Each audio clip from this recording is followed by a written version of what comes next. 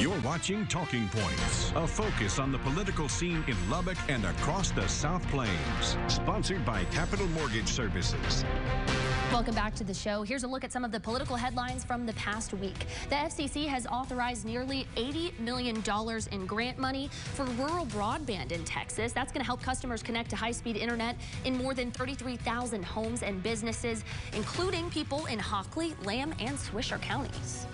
More good news for our rural communities. Congressman Jody Arrington is appointed co-chair of the Ways and Means Committee's Rural Task Force. So they're going to be working through challenges of delivering health care in far out or underserved areas. Arrington calls the current rural health care situation a crisis and says he hopes to help find solutions with this committee. They're going to convene their first meeting on July 25th.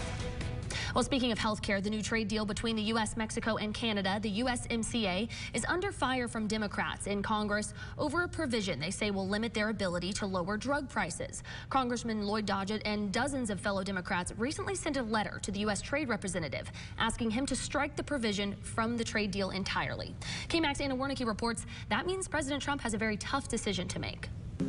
The USMCA will be the most modern, cutting-edge trade agreement in history. President Donald Trump is touring the country, pushing hard for the U.S.-Mexico-Canada trade deal.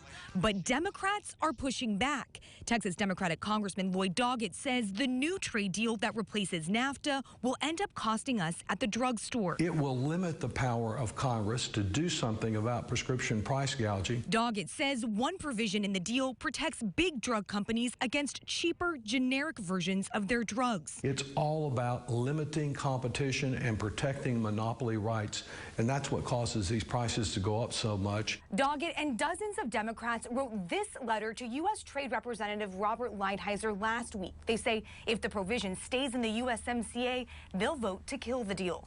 That puts the president in a pickle. Either get rid of the provision and risk having to renegotiate the deal, or keep it and risk it not passing in Congress. The sooner the better. Texas Republican Senator John Cornyn says there's not a lot of time left to get Democrats on board. Because once it comes from the White House, then it's on a 90-day fast track, and it can't be amended by Congress. This is not the only issue Democrats have with the USMCA. House Speaker Nancy Pelosi says she will not bring the deal up for a vote in the House until the president addresses all her concerns, including labor, environmental, and enforcement issues.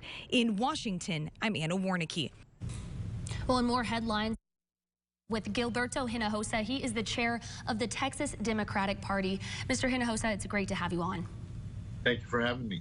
Yeah, so today we've got a lot to talk about, obviously looking ahead to the 2020 election year. We're hearing a lot of things like poised to flip the state, or Texas could possibly turn blue. What are your thoughts when you hear talk like that?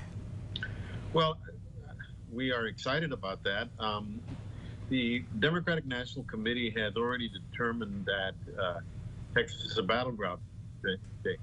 That means that, you know, we are a state that is competitive in the presidential race, and that it is a state where the National Party intends to spend resources in this presidential election, and also in some congressional elections in the United States Senate race, and we also have this year where Senator Cornyn is up for re-election. We are now officially the largest battleground state in the United States, and that's as a result of what you saw in 2018. 2018, as you well know, in the United States Senate race, we came within a couple of percentage points of defeating incumbent Ted Cruz with Beto O'Rourke. In the statewide elections that we had the candidates on, we had candidates on all of them.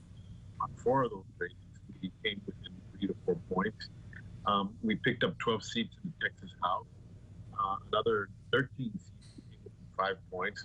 We would have picked up 9 more seats. We would have elected the Speaker of the House.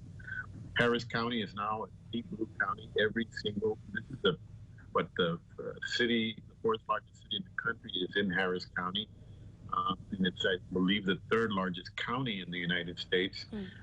There is not a single Republican countywide elected official any longer. Every single one of the state countywide officials are Democrats. Fort Bend County, which is the 7th largest county in the state of Texas, hadn't had a single Democrat elected countywide in 40 years. We won every countywide race that we had an opponent.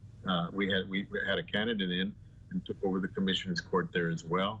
Our statewide candidates won in Fort Bend County, even in Tarrant County, which is the largest county in the country that was not a blue county.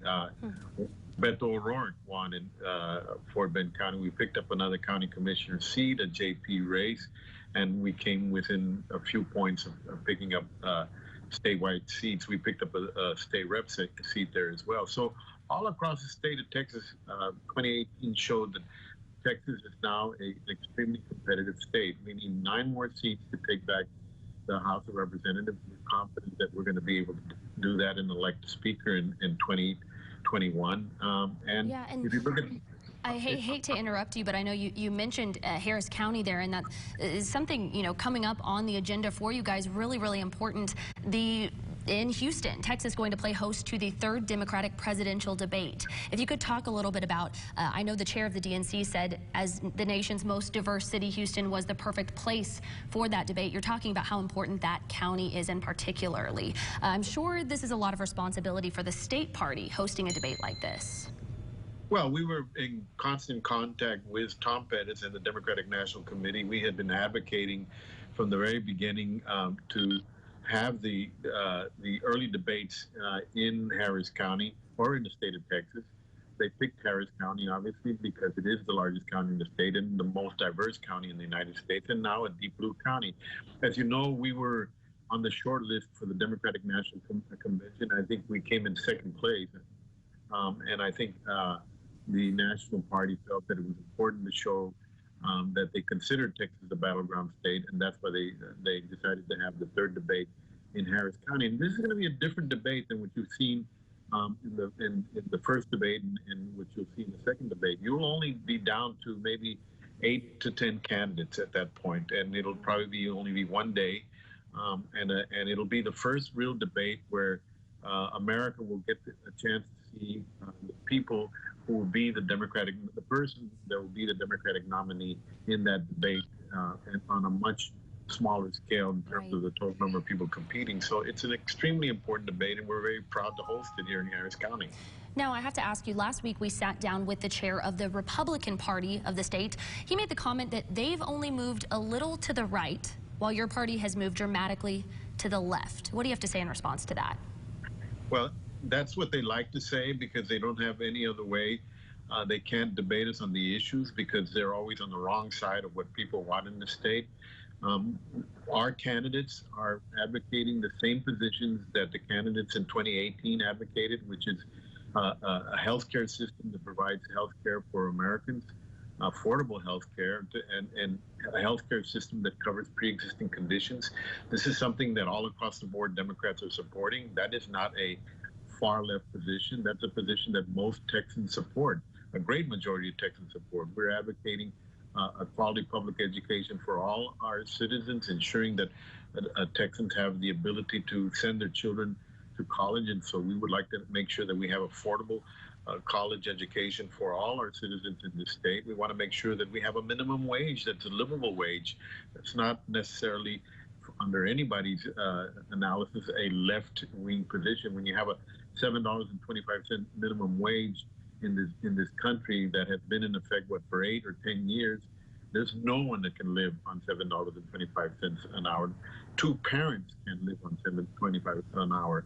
And so these are things that we believe need to change in this country. These are not left positions. We believe that our climate is on the verge of changing so much that it will affect the future of our Earth in a way that will be irreversible. This is not a left concept. Most scientists in the world agree with this position. So we feel very strongly that what we represent is what is important for Texans.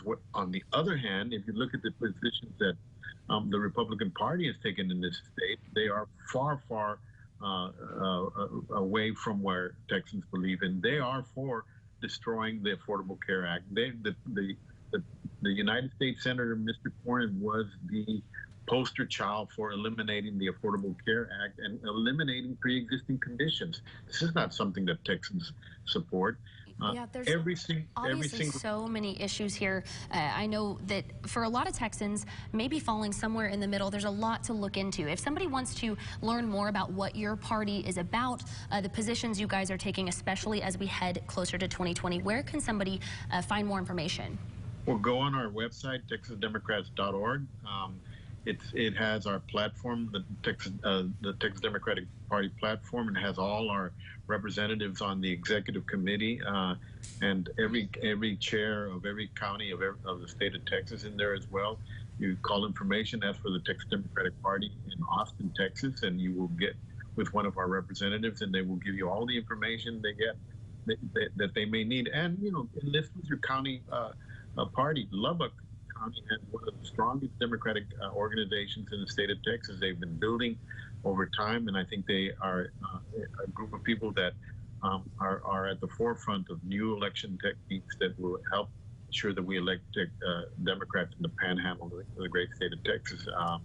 All right, Gilberto Hinojosa, I hate to cut you off. I could talk to you guys all day. I've got a list of questions I never even get to. That's all of our time, though. But thank you so much for joining us. We appreciate you coming on. Thank you for having me. Yeah, hearing from the Democratic Party there, but movement this week from the Republicans as well. House Speaker Dennis Bonin has launched a political action committee to keep Texas red and support the re-election of the Republican House members. He contributed $3 million to that PAC with a commitment to grow it.